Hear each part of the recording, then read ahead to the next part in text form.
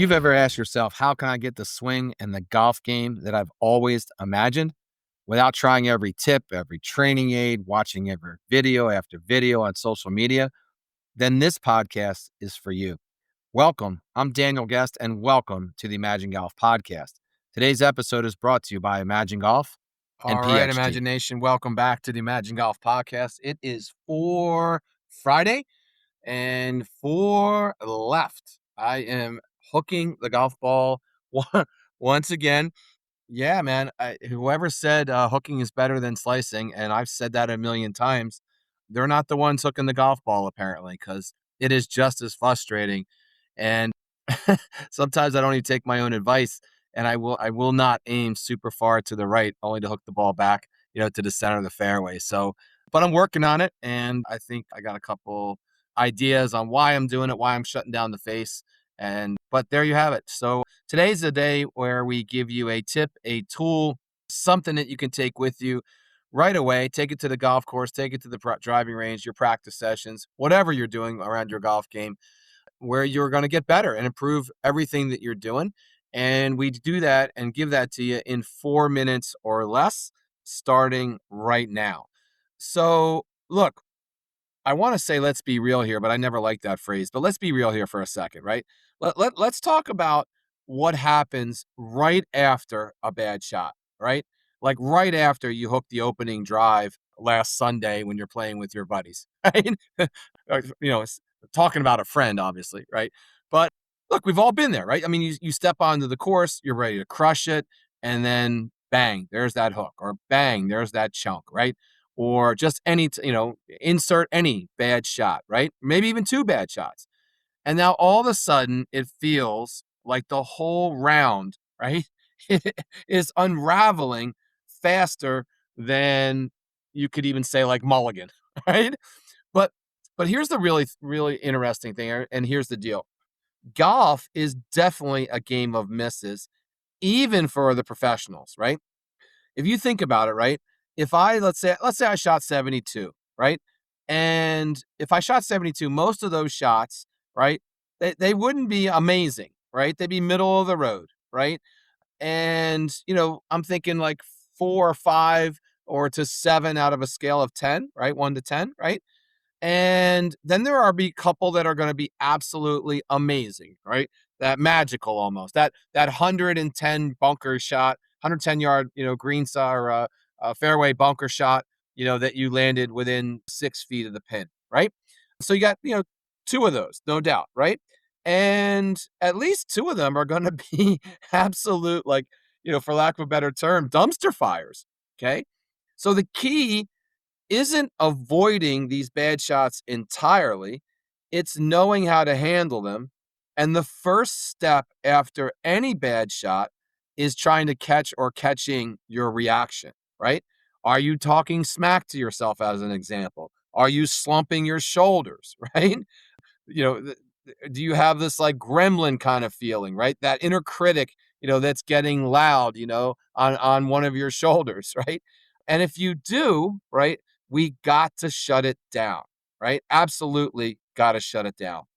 So one of the things that I was sharing with a student, which kind of was the onus for this podcast, because I was telling him about what I did as a competitive golfer and when I hit bad shots and how I dealt with it. And he thought, hey, that's a pretty good idea. I'm going to try that. And he came back to me a week and a half later and was amazed how well it was. But one of my go-tos is like keeping my eye line up, as an example, right? So I used to have a coach who used to call it like the bogey train. Like when I would hang my head, right, and shuffle, or my feet, or and slump my shoulders, right, after I missed a shot, right? But when I lifted my head or put my shoulders back, walked tall, right, and that was my very next move. Well, you think you know where I'm going with this, right? I didn't have as many bad shots, and I kept my eye line up. And you'll hear pros say this as well, right? They keep their eye line above the crowd. Let's say they don't make any contact with the crowd, right? And they're not even focusing on anything except themselves and what they're doing, right? So you also have to look for positives in everything you do, right? My example, what if I hooked it into the rough? Well, maybe I got a better angle to the pin, right? Maybe not, but maybe I did. If you chunked one, right? Maybe you could say to yourself, well, look, at least my balance was solid, right?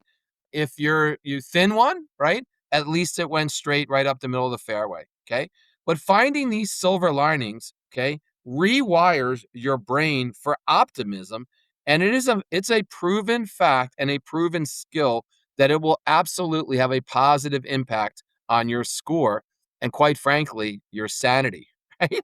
And I think you should remember, look, that one bad shot doesn't mean you're going to have a bad hole or a bad round, right? Or even a bad hole, right? Or that you need some kind of swing overhaul, all right?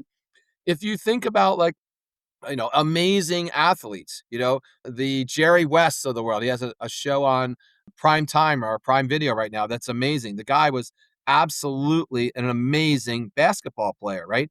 He didn't lose his mechanics after one missed, free throw or one missed, 3-pointer, right? And yes, they had 3-pointer back then toward the end of his career, right? But you have to trust, and I hate saying this in Philadelphia, but you have to trust the process, right? Unless, right, a pattern of misses start to tell you or say otherwise, right? So one or two bad shots are not a pattern, okay? Right? Me hooking the ball, all right, 3 or 4 shots out of 77 is not a pattern, okay? So it's frustrating, there's no doubt about it, but I hit some amazing shots as well, right? And 77 is not a bad shot, not a bad score, okay? So listen, bad shots are going to happen, right? Tour players, this is a stat that always blows people away. Tour players only average 3 birdies per round. Amateurs are a good, if you're around a 10 or 12 handicap, you average about 1, right? And if you're above that double digit threshold, right, you don't average any, right? But with those odds, why are you going to be wasting any energy at all to be perfect, right? Because it's not a game of perfect, okay? Otherwise, everybody be throwing up, 59s and 57s actually, right? It's going to happen though, right? So someone is going to birdie every hole in my lifetime. That's going to be amazing, but that's a whole nother subject. But so instead of thinking about, okay, the negatives and trying to play, perfect and have a great shot on every single time or every single opportunity and talking negative to yourself afterwards, right? Play smart, right? Lay up with a hybrid instead of forcing, the carry with the driver. Okay. Aim for the center of the green instead of chasing these tuck pins. All right. Here's an idea, and we've had a whole podcast on this. Shoot the back of the green and use that as your distance, right, on your approach shots. I guarantee you'll have a better opportunity to score, and you'll put your shots will feel different, and your mindset will be different. Okay.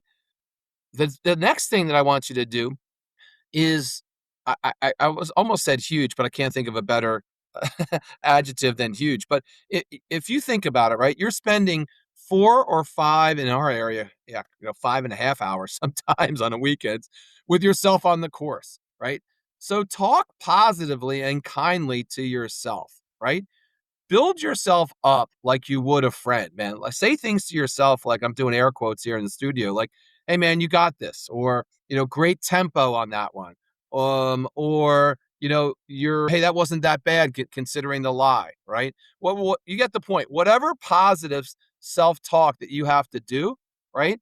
Do it. It's effective. It is not cheesy, right? And it's infectious. The more you do it, the more you'll like it. The more your brain will ask you to do it even more, even subconsciously.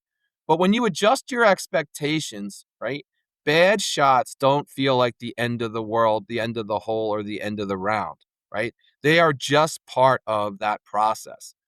Golf is a game, man. We all know that. It's a sport, there's no doubt about it, but it is a game, and there are lots of emotions, and there are a lot of bad things that are out of your control, right? It is not a game of perfect, but it is your game, and it's supposed to be fun.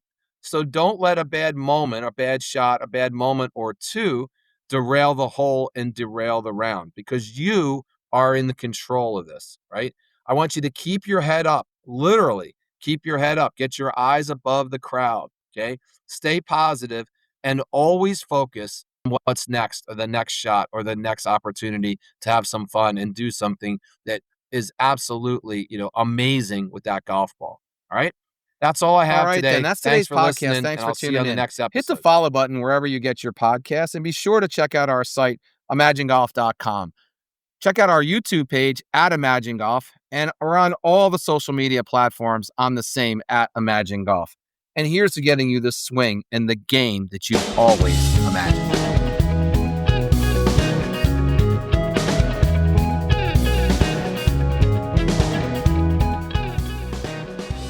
Hey, Daniel here. Are you struggling to find the perfect Father's Day gift this year? Well, give Dad the gift of better golf, guaranteed. With an Imagen Golf gift card, you're giving him just that, the ultimate golf experience. They're incredibly flexible, and they're good at any of our 6 premium facilities, indoor or outdoors. Or you can go on course lessons, or even virtually. Yes, we do virtual lessons from anywhere in the world. And the best part, they never expire. So treat Dad to the ultimate golf upgrade and grab an Imagen Golf gift card today at imagengolf.com.